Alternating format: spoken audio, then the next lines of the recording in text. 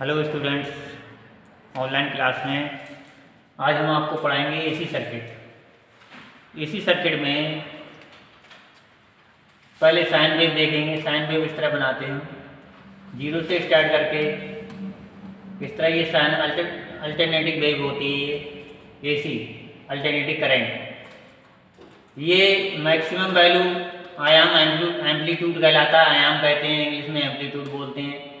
ये जो एंगल होता है ये π/2 यहाँ पर आकर के π/2 होता है, यानी कि 90 डिग्री।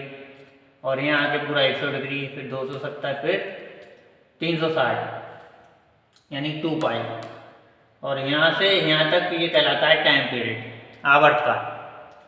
और 1 सेकंड में ये साइकिल जितने चक्कर लगाती है हम उसे फ्रिक्वेंसी बोलते हैं, आवृत्ति बोलते हैं। और आवर्तकाल, जितने समय में ये चक्कर लगा रही है वेव, उसे हम आवर्तकाल बोलते हैं। इसका यूनिट सेकंड होता है। आवर्तकाल का यूनिट याद रखना है, सेकंड होता है। और इसका हर टाइम होता है।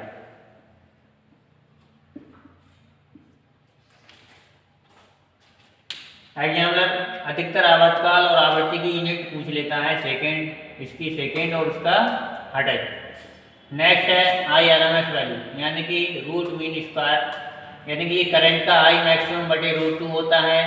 और वोल्टेज का VRMS, वोल्टेज का VRMS वैल्यू V मैक्सिमम बटे √2 होता है।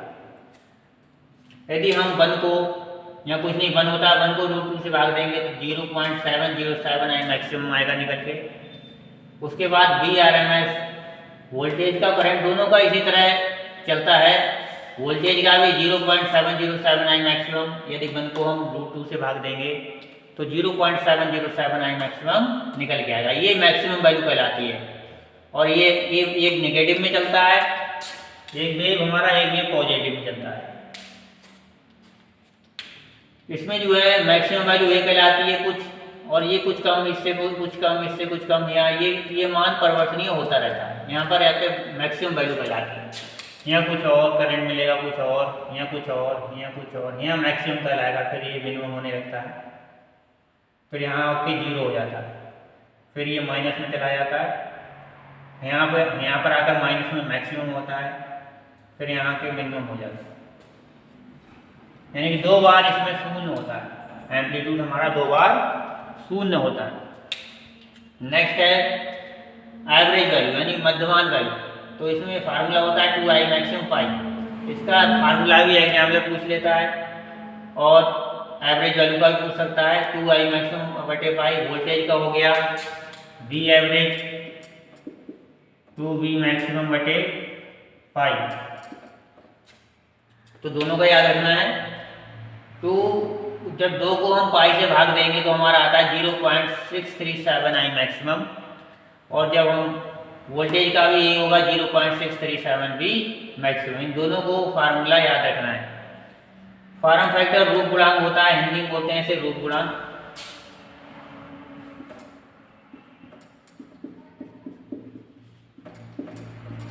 रूप गुणांक RMS वैल्यू तथा एवरेज वैल्यू का अनुपात होता है। जब दोनों मानों को हम वैल्यू पुट करेंगे तो इसमें हमारा I मैक्सिमम से I मैक्सिमम कट जाएगा। जब 0.707 को 0.636 से हम जब भाग देंगे तो हमारा 1.11 निकल के आएगा। इसके बाद शिखर गुणांक, क्रीस्ट फैक्टर, इसे K से प्रदर्शित करते हैं। ये I मैक्सिमम तथा IRMS का अनुपात होता है।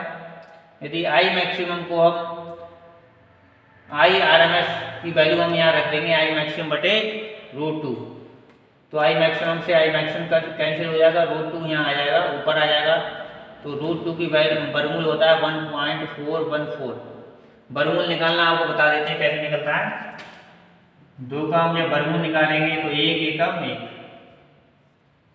1 हुआ, यहाँ पॉइंट लगाया, डबल 0 बढ़ गया, यहाँ 1 लिख लेते हैं, फिर ये 2 हुआ, यहाँ 4 लिख लिया।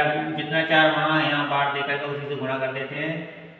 4 तक 16, 4 दूनी 8, 1 9, 96, यहाँ 10 गया, 4 बचा, फिर डबल 0 लिख लिया, फिर 8 2, लगभग 1 बार जाएगा। और वहाँ लिख करके उसी को हम गुणा कर देते हैं। 2 8 1 9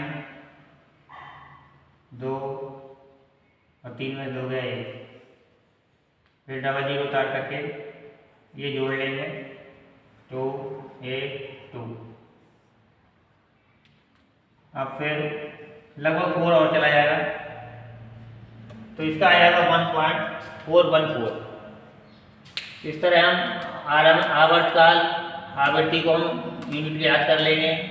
इसका फार्मूले आपको सारे याद करने इसी सर्किट के, इनका स्क्रीनशॉट लेकर के अच्छे से इनको याद करें। अधिकतर पूछता है कि शिखर गुणांक, ये भी रख देगा कि फार्मूला ये है, किसका फार्मूला है, तो शिखर गुणांक अगर ये रख दिया उसने तो ये पूछ लेगा किसका फार्मूला है, तो इन्हें अच्छे से याद करना है।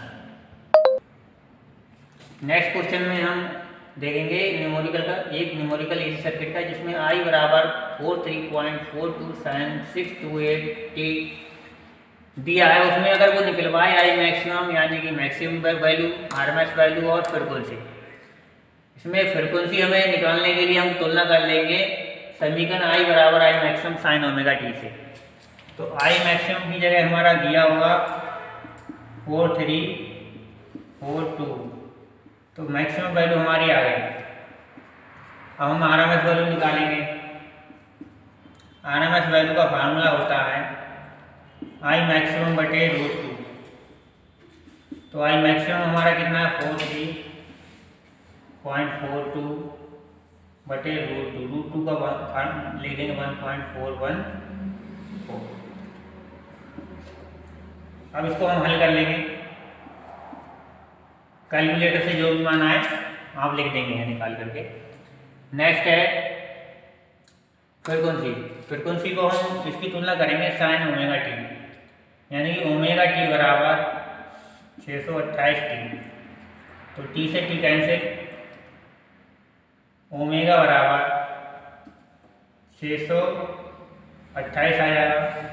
ओमेगा बराबर होता है 2 f, 628, तो f बराबर आ जाएगा आपका 628 बटे 2, पाई का मान रख देंगे 22/7, 7 ऊपर पहुंच जाएगा ये, तो ये हो जाएगा f बराबर 628 बटे 2 × 7, तो ये हो जाएगा 628 गुणा 7 बटे 44।